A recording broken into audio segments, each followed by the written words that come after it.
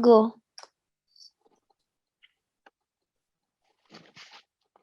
Disclaimer. In this podcast, we are role-playing for the purpose of a media and communication class assignment. We are 3 students playing the role of the host, the Bisri Dam representative, and the Lebanese activist.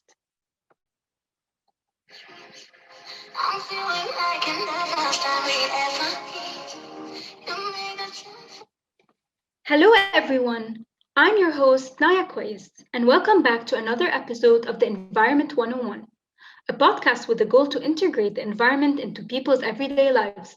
In today's episode, 2 guests are going to be joining us to touch on a very controversial project, the Bisri Dam, that is being advertised as the solution to Beirut's water shortages. Joining me in our discussion today are Tracy Attoue, representing the Bisri Dam project, and Alice Nasr, a Lebanese environmental activist. Hello, how are you today? Please present yourself to our audience. Hello, everyone. It's nice to be here on this show. I'm doing great. My name is Tracy Attoue, and I will be representing one of the World Bank's largest projects to come to Lebanon, the Bisri Dam project. Nice to meet you, Tracy. I'm so glad to be part of today's episode. I'm Alice Nasr, and I'm a Lebanese activist, constantly trying to find ways to preserve what's left of our environment. We are so honored to have you both on the show today. As we all know, Lebanon's been facing some rough times battling a pandemic, a revolution, and an economic crisis. As Lebanese citizens struggle to get by, environmental issues just aren't the biggest priority right now. This is why I think that this podcast is a great opportunity to try and reintegrate the environment in people's lives. Exactly. People's concern mostly go towards the dollar crisis and the COVID-19 pandemic.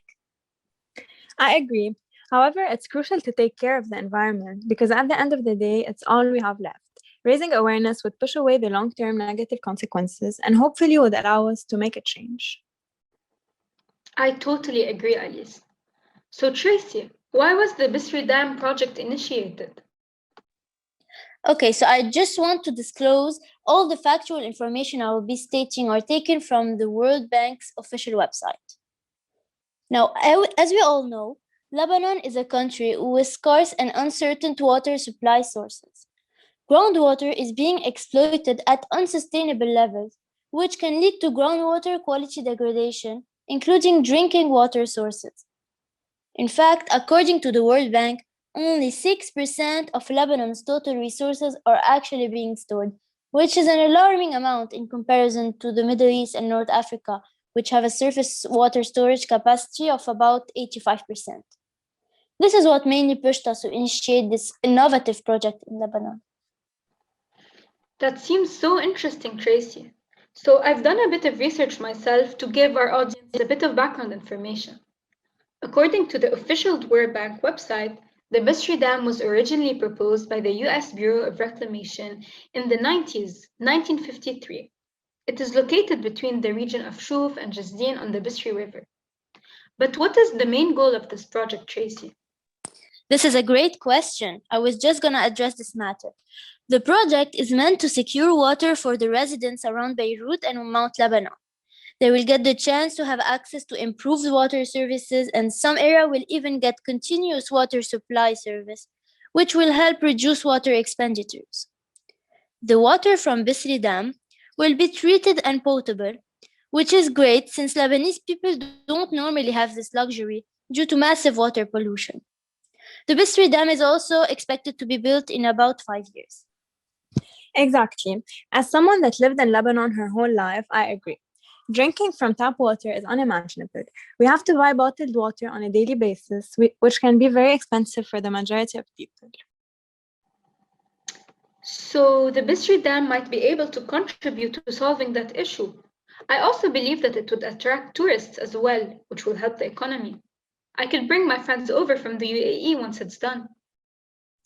That's true. It might attract some tourists, but I wonder if it's worth it from an environmental perspective. That's a great point, Alice. Tracy, can you explain the process to our audience before we get into Alice's opinion on the matter? Yes, of course. Let's explain. A dam will be constructed on the Bisri River in South Lebanon to naturally collect and store water during the winter and the spring. With a capacity of about 125 million cubic meters of water, it will later be used during the summer and the fall. Water will flow through an underground tunnel and will be treated at the Wardaniye water treatment plant on the way. It will then be distributed to households through networks that are currently being constructed by the Greater Beirut Water Supply Project, which is another project that's being funded by the World Bank.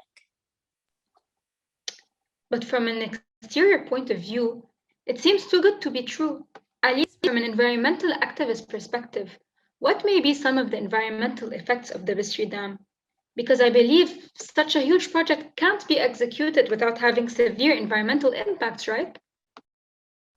Of course, this is why a lot of Lebanese citizens, activists, and I are against the Bisri Dam project. People should ask themselves these important questions. What are the environmental and social impacts of constructing the dam? Before its construction, we must be aware of the environmental danger. Will the project trigger catastrophes such as earthquakes and soil erosions? Would it withstand them and be equipped with the necessary instruments? May I also add that the dam contributes to biodiversity loss? Building a dam in the middle of mountains is definitely a threat to wildlife, degrading the environment and causing pollution. Numerous animals would lose their habitats at the expense of building an industrial site. I certainly get your point that the dam is created as a solution to water shortages in Lebanon. However, the loss outweighs the gain, causing an issue to our nature. And after constructing it, thousands of homes will be destroyed and pollution would be a huge issue. Well, while preparing this project, the Council for Development and Reconstruction actually carried out an assessment which is called the Environmental and Social Impact Assessment, which was reviewed and approved by the Lebanese Ministry of Environment to be safe. And also concerning the threats to wildlife that you addressed, Alice, we developed a biodiversity action plan that was put in place to fully compensate for biodiversity impact. We will also be translocating some of the species who lost their habitats under the Bisri Dam reservoir, which will help conserve and strengthen existing natural habitats. And additionally, an independent international panel of experts reviewed and confirmed that our design withstands the worst earthquakes and won't itself trigger earthquakes, since it will be equipped with seismic monitoring instruments. And an emergency plan was developed just in case. And lastly, a grievance redress mechanism is providing affected persons with a closely monitored platform to raise complaints and seek remedies if they believe that they have been affected by the project in any way. So I feel that it is safer than what you think.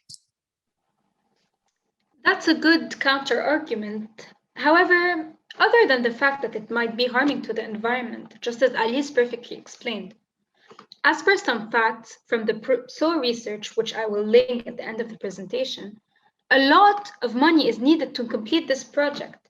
It looks like $320 million are needed for construction, $220 million for contractors' costs, 66 million are dedicated for contingencies, and the list goes on and on and on. I mean, where is this money going to come from when Lebanon is clearly bleeding? I get your point. The project is one of the World Bank's largest projects in the country. It required a $474 million loan to increase municipal water supplies, which I can agree it is a huge amount. Also, we are provided parallel financing by the Islamic Development Bank, which is giving us $128 million, and the government of Lebanon, which is contributing with $15 million towards a total cost of $617 million. $15 million from the Lebanese government? I've been watching the news, and hopefully this isn't another project that opens the door to corruption. In other words, I hope that this money is not the people's money that the Lebanese government isn't giving back. I do not live in Lebanon, but as I heard from some of my friends and from the news, the government doesn't seem to be really trustworthy right now. I fully agree. People have been protesting on the streets for more than a year. The pandemic didn't even stop them. That's how much corruption we have in our country, and that's how severe the situation is. Yeah, you have a point. We are doing our best to put the government's money to great use so that everyone can benefit from this project. Also, to increase transparency, the World Bank is engaged in an open and inclusive dialogue and organizes regular meetings with NGOs. But you are definitely right, the people in our government aren't exactly on the best terms right now. Exactly. For a country like Lebanon, I believe that this project, of course, has a good intention, but I see way too many negative points, like the ones I mentioned earlier, and I still have a few to mention. Exactly. I believe that for a project as big as this one to take place, it must be the right time and the right place. However, here I feel like Lebanon is falling apart, and it seems like there are other priorities and other concerns that need to be taken care of before jumping in on a big project like this one. Other than the fact that people are out of jobs and fighting for supermarket products, as per the news, what are some environmental issues that need to be taken care of first, in your opinion, Alice? No one talks about environment here in Lebanon, and a great number of issues should be dealt with before adding another project that might also harm the environment even more. As we already know, there are many environmental issues in Lebanon. Some of the most prominent ones are air pollution, which is the greatest threat to the health of Lebanese because of the enormous use of cars and emissions of toxic fumes from the factories. And another one could be soil pollution. Little do most Lebanese people know that soil pollution should urgently be demolished. Certain sprays, such as pesticides, get absorbed into fruits and vegetables, thus poisoning. Yes, and I heard about water pollution as well, which is a major problem as per people are dumping waste in the water, and I see animals that are getting endangered, right? Exactly, Naya. We can also state land pollution, which is known as trash. People are way too careless and lazy to find a garbage can, so they just dump their trash randomly on the streets and in the water. Then they try to get rid of their worthless wastes or or matters of any kinds by burning it to ashes. My point is that we don't need to add more environmental issues, as the existing ones are already not being dealt with and are already severe enough. I agree. Anyway, the Bisri Dam project was recently cancelled according to the World Bank. Isn't that right, Tracy? Yes, the Bisri Dam project has been partially suspended by the World Bank due to concerns over the successful implementation of the project. This means that the loan of $244 million is cancelled unless the World Bank receives satisfactory evidence before the agreed deadline that was September 2020, which obviously didn't happen. So, yeah, it is partially suspended. Yes, in fact, many NGOs stood up against this action in order to save the Bisri Valley. We know that there were no bad intentions in the project and it was only created to help water shortage. However, it would have a negative impact on our environment. It was an honor to listen to both of your points of views, and thank you for your time to join us in today's episode of Environment 101. Thank you. It was a pleasure. Thank you for making us come. Thank you so much for this opportunity. And to our audience back home, join us on our debate. What do you think about the Bisri Jam project? Is it eco-friendly or environmentally degrading? We can't wait to hear your responses through our Instagram page. And join us next week on a new episode and new guests. Stay safe. Just like how we first